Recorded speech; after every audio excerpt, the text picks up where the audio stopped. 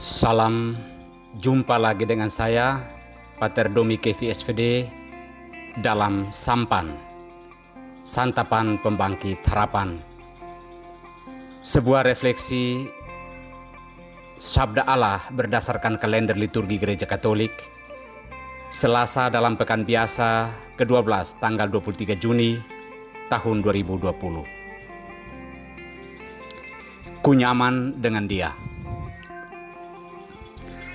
Sebuah lagu Ambon yang lagi tenar dan muncul dalam berbagai TikTok. Judulnya Ku Nyaman Dengan Dia. Lagu ini sebenarnya berkisah soal perasaan cinta seseorang. Dan ini soal rasa. Dan tak satu pun orang bisa memaksakan rasa seseorang untuk beranjak dari kenyamanannya. Karena masalah rasa tak bisa dijalani dengan keterpaksaan. Dan kalau sudah menyangkut rasa, kadang orang bilang kebohongan pun bisa dipercaya. Orang bisa menyangkal kebenaran dan bahkan matahari dan bulan pun mau dipetiknya.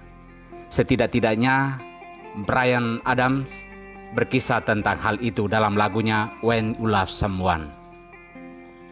Saudara-saudariku yang terkasih, hari ini Yesus menawarkan dua hal, pintu yang lebar dan pintu yang sempit. Pintu yang lebar adalah pintu yang bagi banyak orang ku nyaman dengan Dia, karena menawarkan banyak kenyamanan duniawi. Tak peduli tawaran itu benar atau salah, pantas atau tidak, hampir semua orang memilih jalan yang tidak susah-susah. Aplikasi-aplikasi sederhana dari pintu yang lebar ini adalah misalkan menjual narkoba supaya cepat kaya, menyogok dosen dengan uang atau hal lainnya agar cepat wisuda, berbohong dan berkhianat untuk tetap nyaman dalam dosa. Jika tetap nyaman dengan hal-hal demikian, pintu tetap terbuka lebar.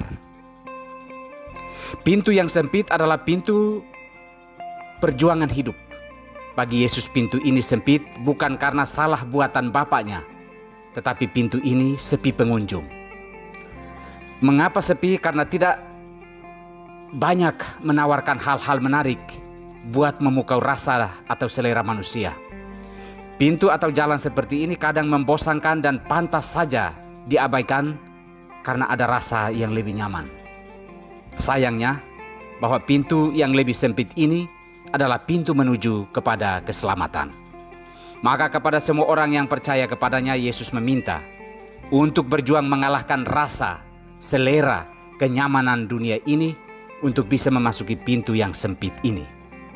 Sebenarnya kalau hemat saya, bukan masalah pintunya yang lebar atau yang sempit, tetapi hati manusialah yang begitu terbuka lebar kepada hal-hal duniawi dan menutup pintu sedapat mungkin terhadap hal-hal yang menyelamatkan. Saudara-saudariku yang terkasih, Yesus meminta kita untuk memperjuangkan hidup melalui cara-cara yang benar dan apa adanya menurut kehendak Allah. Ada dua prinsip sederhana untuk bisa menjalani hidup yang demikian. Prinsip pertama, jangan memberikan barang yang kudus kepada anjing dan jangan melemparkan mutiara kepada babi. Tuhan memberikan tubuh dan hidup kita sebagai anugerah dan mutiara yang tak ternilai harganya. Jika kita mampu menjaganya dan tidak menodainya dengan cara-cara hidup yang kotor, maka kita sedang berada di jalan menuju pintu keselamatan. Kedua, bersikaplah kepada sesama sebagaimana kita menginginkan orang lain bersikap terhadap kita. Ini menyangkut cara hidup dan cara memperlakukan orang lain. Jika kita selalu mau menerima hal yang baik dan diperlakukan baik, maka perlakukanlah sesama sebagaimana kita ingin diperlakukan.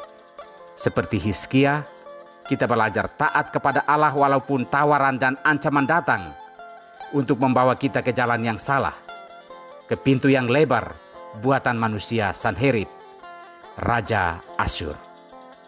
Tuhan memberkati kita semua.